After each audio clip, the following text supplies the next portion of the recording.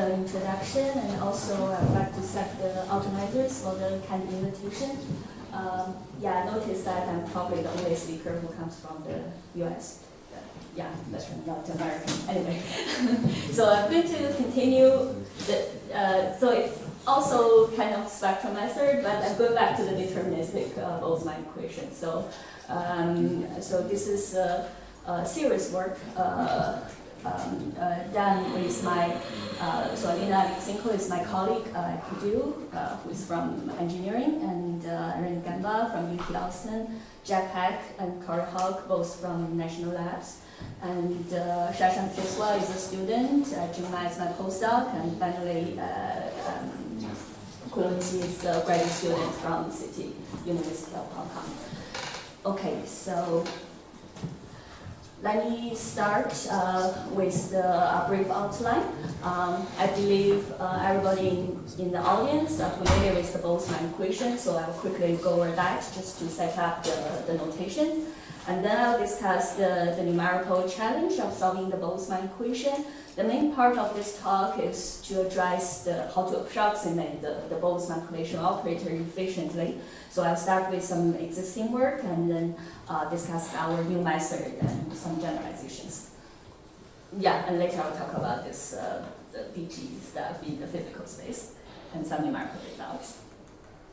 So yeah, I guess I can skip this part. This is just a brief introduction. So we are interested in the Boltzmann equation, the classical Boltzmann equation. So F is a PDF of time t, position x, and particle velocity v.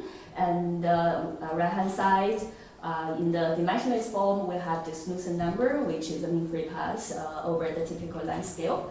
And the Q is the main object in this talk, is the Boltzmann collision operator. This is a quadratic integral operator that used to model the binary interactions among particles. So we have seen the form of the collision operator in the previous talks. But here I just want to emphasize that I'm going to use a different parameterization. So I think in Mary's talk, lecture, he used this omega, right? So which is another representation. But for numerical purpose, it turns out that this representation, I will call it the sigma representation, is more appropriate. So essentially, again, we have V star as the collision pair before the collision, and V prime, V star prime are the collision velocity after collision.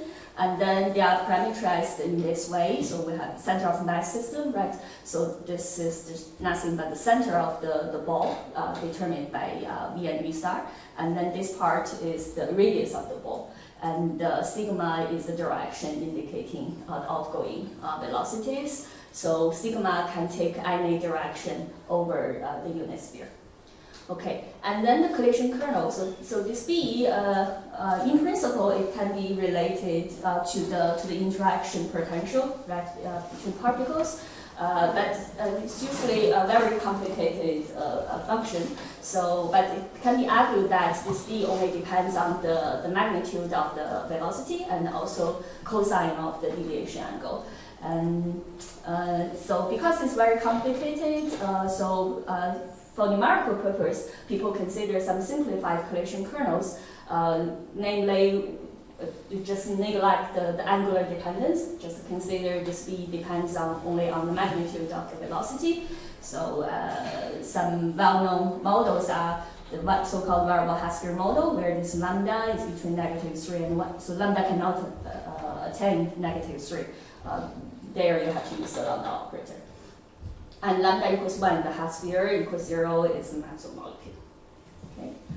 So here's just a brief setup, and as is well known, the collision operator has many nice properties: conservation, H theorem, and also the Maxwellian as the equilibrium state. Okay, so I'll talk, jump directly to the numerical issues. So, of course, if you want to solve the Boltzmann equation, the main difficulty comes from this collision operator. First of all, this is a high-dimensional integral operator, because if you look at this 3D model, you have to integrate over V star, which is R3. right? And sigma is lives on the sphere, which is two-dimensional. So it's a five-fold integral, and you have to, it's operator, right? So you have to evaluate it at every velocity v. And if you solve really the full problem, time-dependent and spatially dependent problem, you have to evaluate it at every spatial point and also time step. So this is very expensive. Furthermore, this is a quadratic operator. This is not a linear operator. So if you are familiar with, in the numerical community, people have developed many years the fast solvers for the linear operator, linear integral operator. But for nonlinear, essentially there are not many tools there to do it efficiently. And of course, there are many good properties in this operator we want to preserve as much as we can at the discrete level. Okay, so due to these difficulties, so traditionally, still, I would say these days in the engineering applications, the Monte Carlo method is still the dominant method of used to solve the Boltzmann equation. So one version is the so-called direct simulation Monte Carlo method, originally proposed by Bird. So it's a very popular method. For that, it's very easy to implement and very efficient. But of course, it suffers from the drawbacks of any type of Monte Carlo method, right? So it has a low accuracy, and also the result contains random fluctuations. And then recent years, the deterministic approximation has become more and more popular, mainly due to the increase of the computing power. So there are many other methods which I didn't include here, so I'll just mention two main classes of methods used to approximate the Boltzmann operator. The first one is the so-called discrete velocity method, or discrete velocity models, whatever they call it, DVM. So these are just the direct approximation to the collision integral. So you can simply choose a bunch of quadrature points, right, in R3 and also on the sphere, such that I can maintain the conservation of momentum and energy. Okay, so it's a direct approximation. So as you will see, it's expensive because you do nothing but a direct approximation of that five-dimensional integral. So it's very expensive, and also you suffer from low accuracy because you are not able to choose the quadrature point arbitrarily, right? You have to choose this v and v star and sigma, so such that all the four velocities lie on the same sphere. So then it's not very, there are not many points that you can do, admissible for this integration. So in the end, you all often suffer from very low accuracy for this kind of method. But the good news is you do a direct approximation of the integral, so you are able to maintain the physical properties. So the positivity, conservation, entropy decay are direct corollary of this approximation.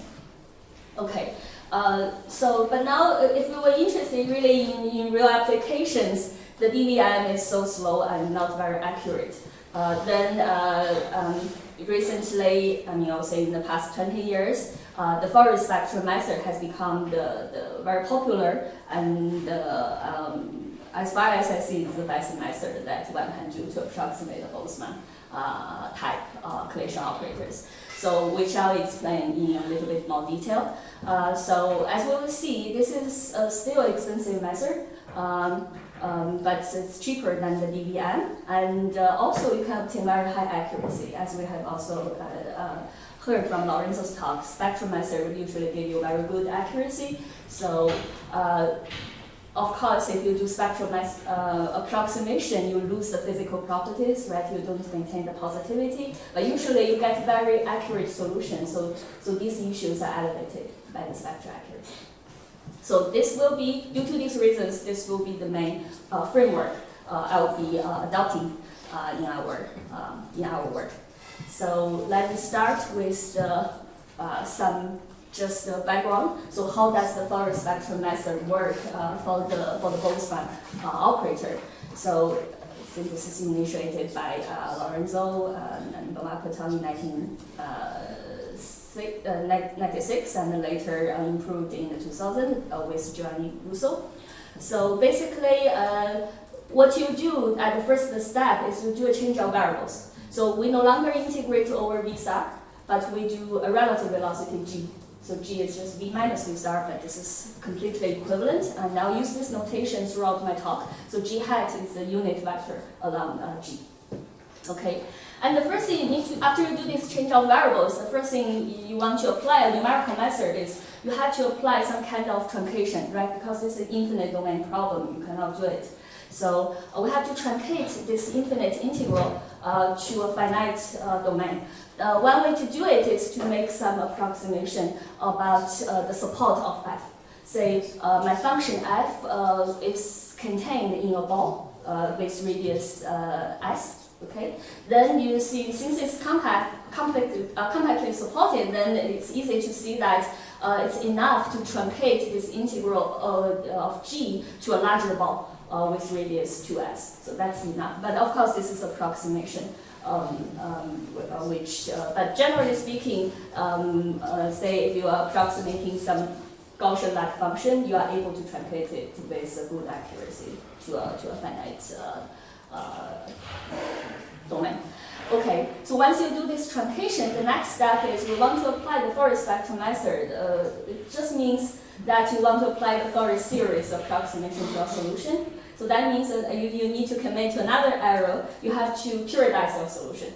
So you assume your solution is periodic over some finite domain. So then we determine our computational domain. So we restrict f to a cubic domain, say dl, with length 2l, and then we extend it periodically to R3. So this is the beginning.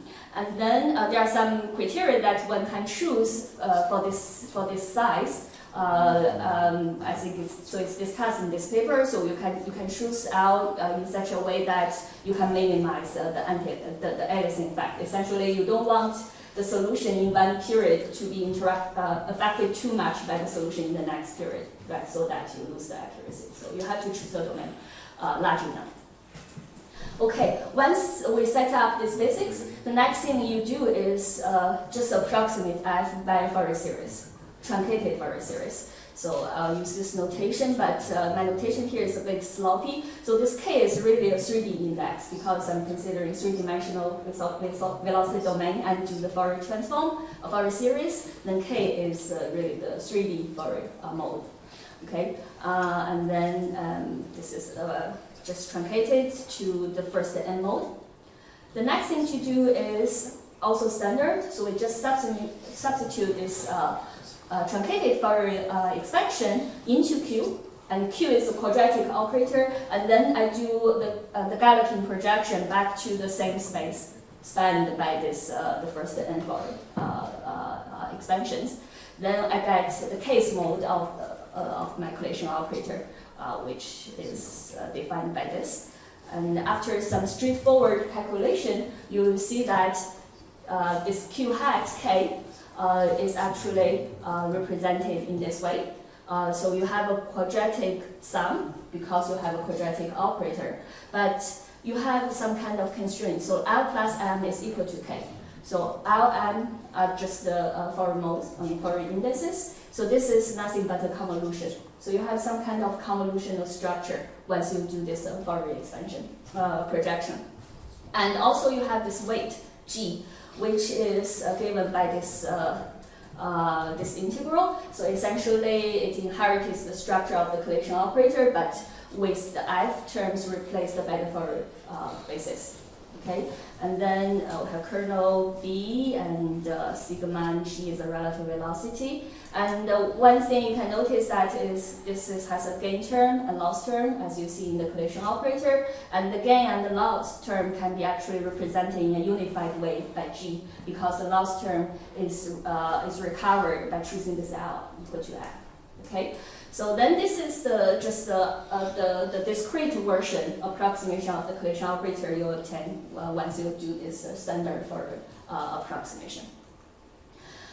But I should mention that this is not a pure convolution. This is like a weighted convolution, right? Although this looks like a convolution, but you have a weight there.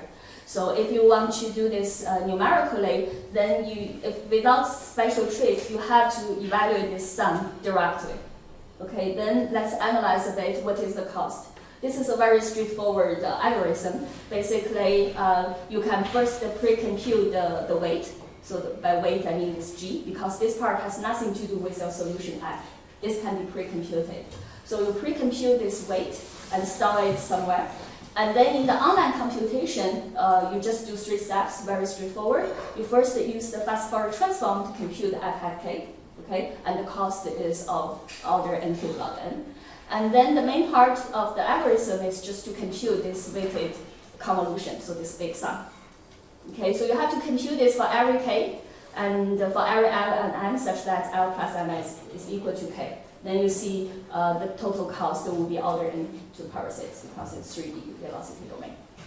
And then the last step, you just take the inverse Fourier transform to get back to Q, and the cost is order n cubed log n.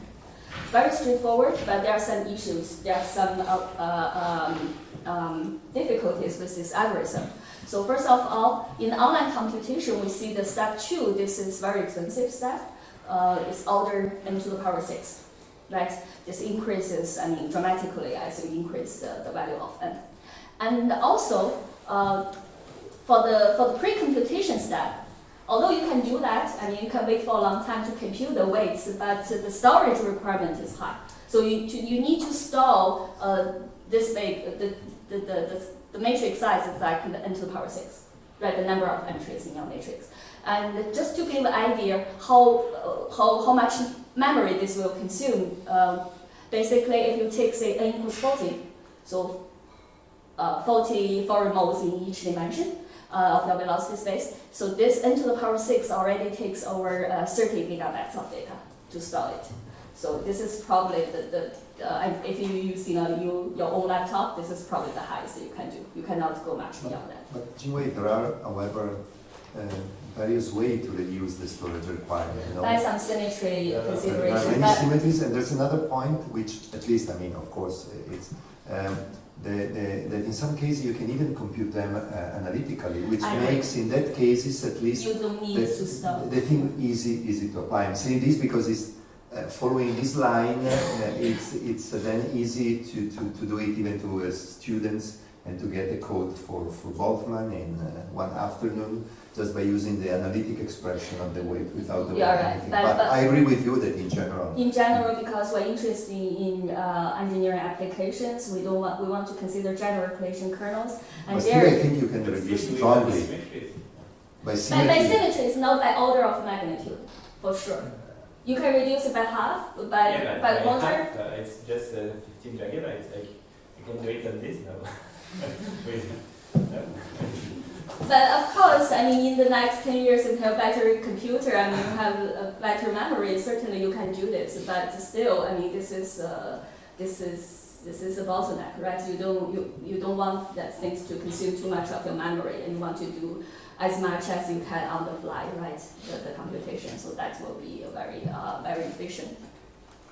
Okay, so and then now the question is, can we have a better way to approximate the operator? Without using that much of memory, and also do it faster to accelerate the online step.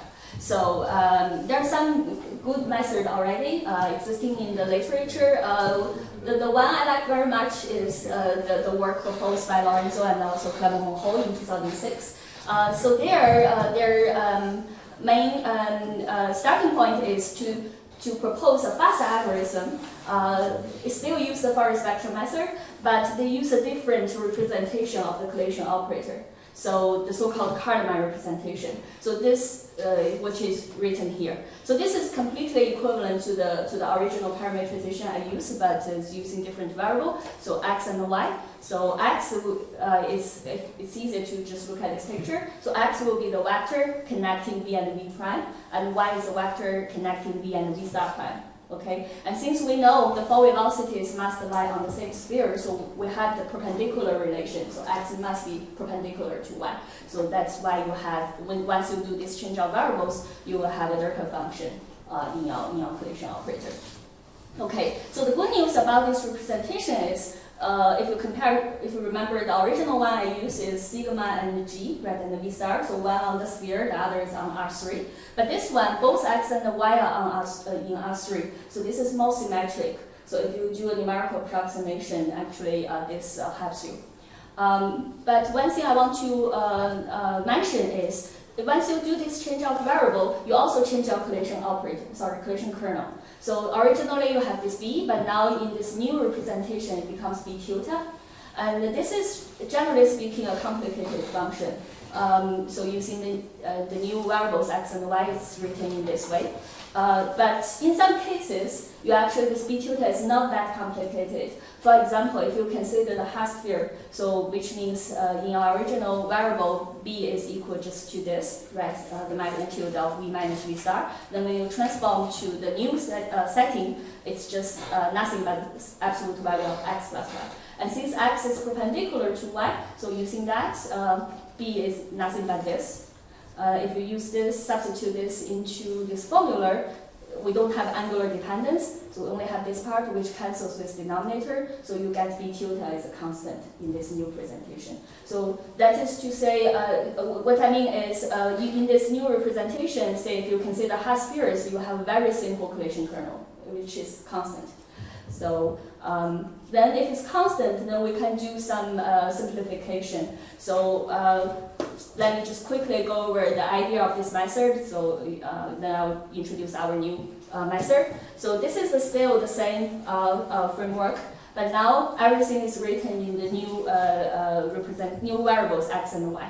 Okay, so we have this delta function and also the Fourier basis.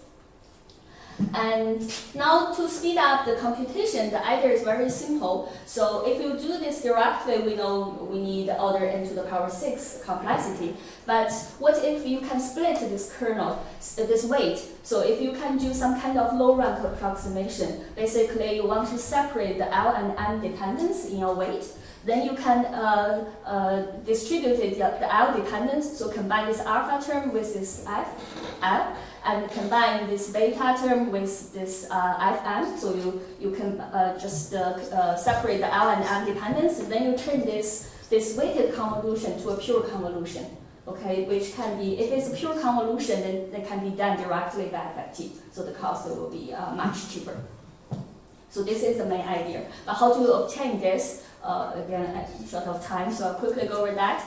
So you have this weight g, but you can do a spherical coordinate representation. Then through some straightforward calculation, you will reduce this g to a single integral over the sphere due to this delta function constraint. And then if you look at this formula, if you really want to represent g as two separated product of two functions of L and M, then what you can do is you don't integrate this sigma 1 directly, but you approximate it using a quadrature. So say if you do a quadrature on the sphere, then you have this additional sum, and this W just denote the quadrature weights you use on the sphere. And what else you can, like what I just explained, so you can combine the L-dependent terms like this, and combine the M-dependent terms like this. Then forget about the outer sum, then this is nothing but a convolution, a pure convolution, which can be done by n cubed log n. And then you only commit to additional sum outside, then that gives you an additional factor of m. So m is the number of quadrature points you use on the sphere. The argument is that you, generally speaking, you don't need that many points on the sphere, so you can choose this m to be much less than n squared. So your total cost is this much, so m n cubed basically, and which is much smaller, I mean, cheaper than the n to the power 6, the original cost.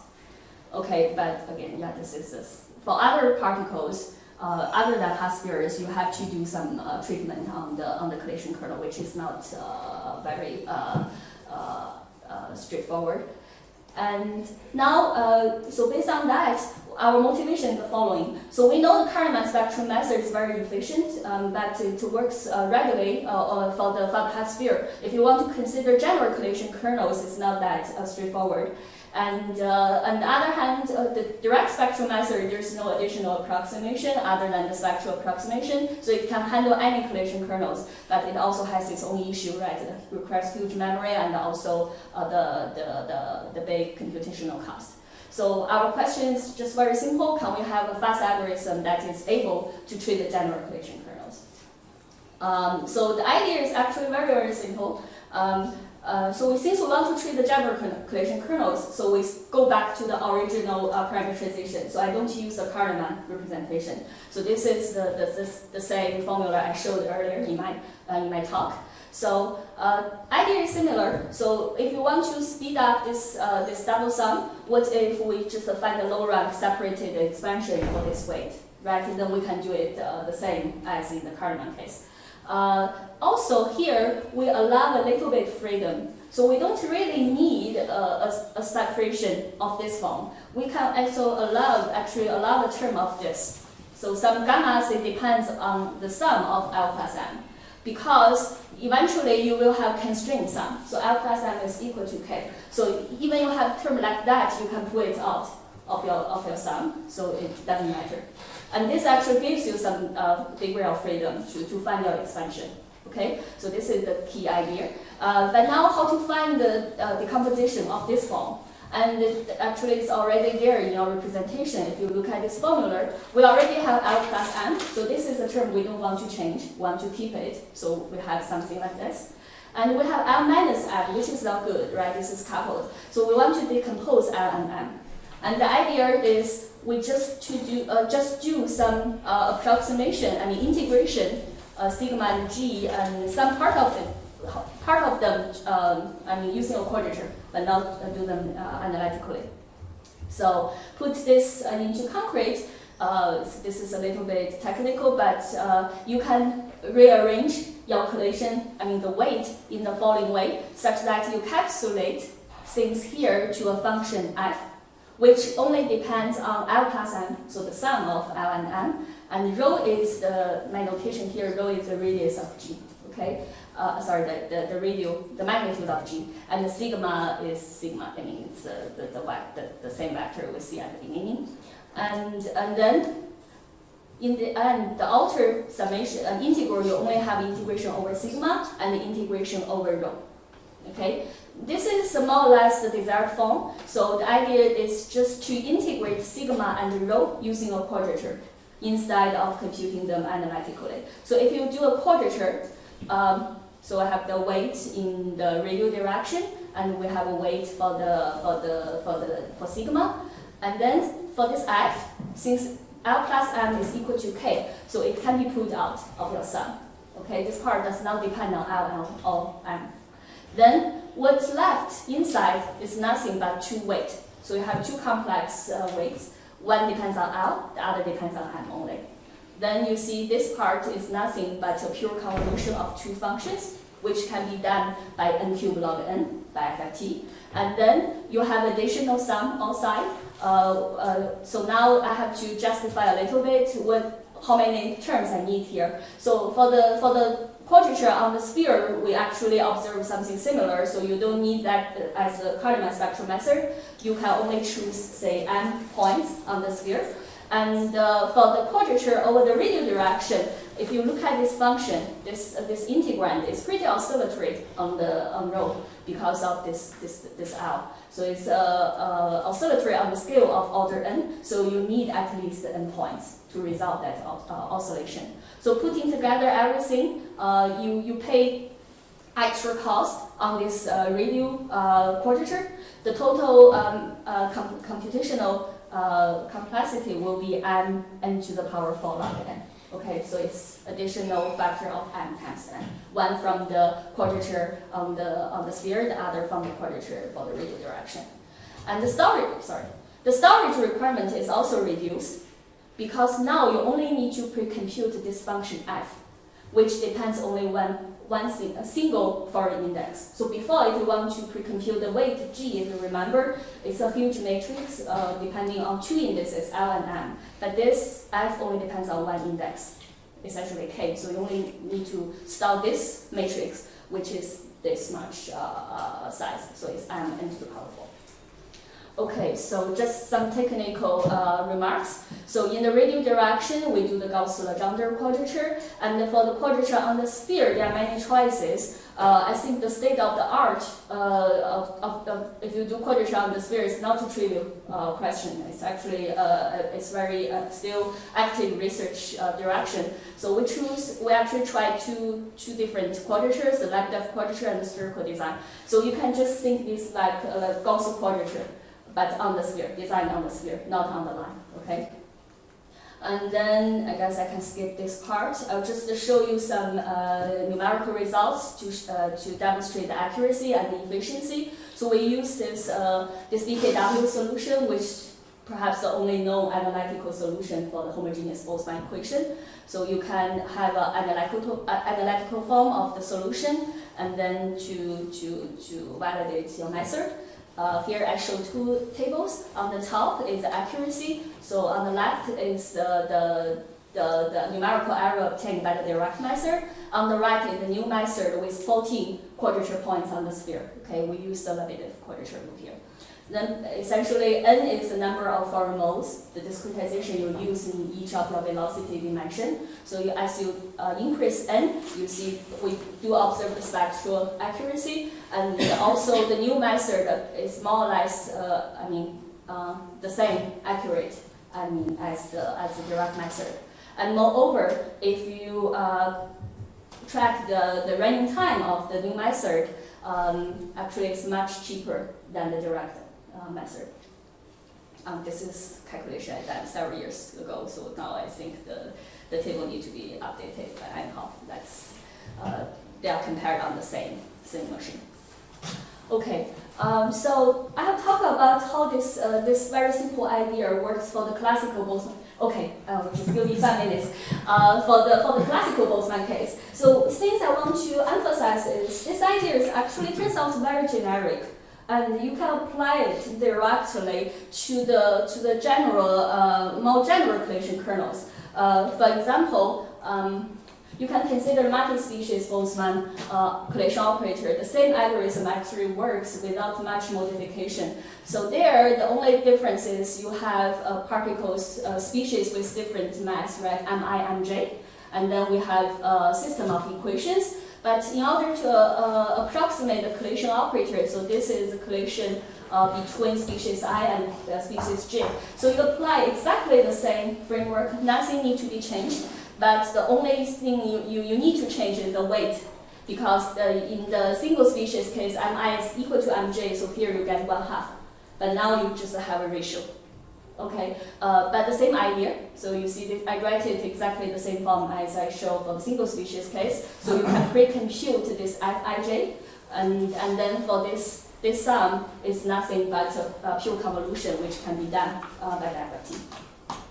Okay, and also some other generalizations. For the inelastic Boltzmann, in case you are familiar with, this is a model can be used to describe the granular gases. The main difference is you don't conserve energy, so you actually dissipate the energy. And another case I want to talk about is also some recent progress that we will try to apply this method to the non-cutoff Boltzmann collation operator, where the collation kernel is non-integrable in the angular direction. So it's again very standard, but one thing you need to pay attention is in order to apply this to these two cases, you cannot start with the strong form. You need to start with the weak form. For the inelastic case, it's just because the weak form is simpler. And for the non-cutoff case, we do need to start from the weak form because the strong form, you have a singularity in your collation kernel. You cannot apply any numerical discretization on that directly. So, but if you use the weak form, like this, then you see the key point is you absorb your collation kernel to this function f. Okay, so collation kernel is embedded here. Since you have a singularity in the angular direction, but that can be remedied by this part, by this term. So here you also have a singularity when sigma, the deviation angle becomes small. So in the sense that you have a singularity of both numerator and denominator, okay, so you are able to treat the singularity. So this is the key. All right, so I don't have time, just just to final remark, so we discussed the fast algorithm for the collision operator, but if you really want to solve the full Boltzmann equation to treat the real problems, so you need also a solver for the spatial discretization. So our choice is to do the DG discontinuous Galerkin method. It's kind of an method in the velocity, in the spatial domain, which is very popular to treat hyperbolic problems. So then we get a highly accurate deterministic method, which we termed as DGFS for the full Boltzmann equation. And we have done many benchmark tests for the rarefied gas. The first one is for heat transfer, so we compare with DSMC. So and also some oscillatory Couette flow, and also some 2D examples of the thermally driven cavity flow. So key point is, I want to emphasize is, we do obtain good agreement with the DSMC solution, and the deterministic method is especially useful when you want to consider the unsteady flow and low speed flow, because those regions are exactly where the Monte Carlo method finds trouble. So yeah, I don't have time, so just a quick wrap up. So we do several benchmark tests and for the low speed and unsteady flow simulations.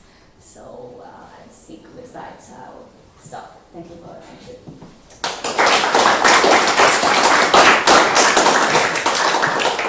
Okay, so the time for one urgent question. And so I know I always ask you that question, but what about the accuracy? Because it's not spectral. I mean, we can see it in the curve you saw. It's not spectrally accurate. Have you tried to just compute the accuracy of the yeah, you have additional error coming from the quadrature. But that's what I'm asking. So yeah. Do you have an idea of the order of the method you have? Actually, we're trying to do some analysis for that, but it's similar. Even in the Kahneman, you also have the quadrature error, right? Yeah, but it's from the spectral. sphere. The Kahneman is spectral because you do rectangular rule on If it's 2D, okay, again, if you do it on the circle, 3D, the accuracy, I mean, the error will decay very slowly. You do need a lot of points on the sphere to get to very good accuracy compared to the direct method. Trust me, you need that. But I agree with you. I mean, theoretically, even for the Gauss quadrature, you can argue it's more or less like a spectral accuracy, right? So if you use sufficient quadrature points, you'll be able to recover the original spectral method. So in the sense that the quadrature error you committed can be spectrally small, provided you use enough quadrature points. Yeah. Okay, so Jingwei, in the classical method, as I was saying, in the three-dimensional case for variable half spheres, for all integer values of the exponent, you have an explicit analytic expression. I agree. So, which means that basically, since the 3D half spheres is one of the most interesting cases, and in that case you have it. So I wonder if you can use the explicit expression also in that particular case to detect which kind of approximation you're doing of that function because of the quadrature rule, in order to have an explicit estimate of at least in that case, or in all cases where you have an integer exponent. Because essentially the integral can be computed analytically, so you have an explicit expression.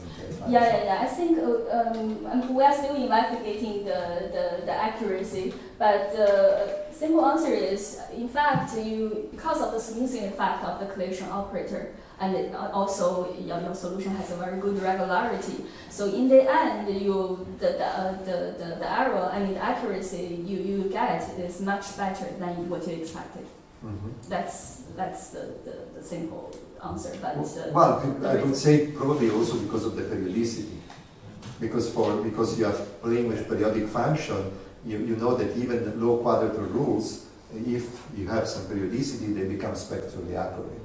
Just because of the, so you will have some symmetry that maybe you need in the solution, which gives you a result which is better than what you expect.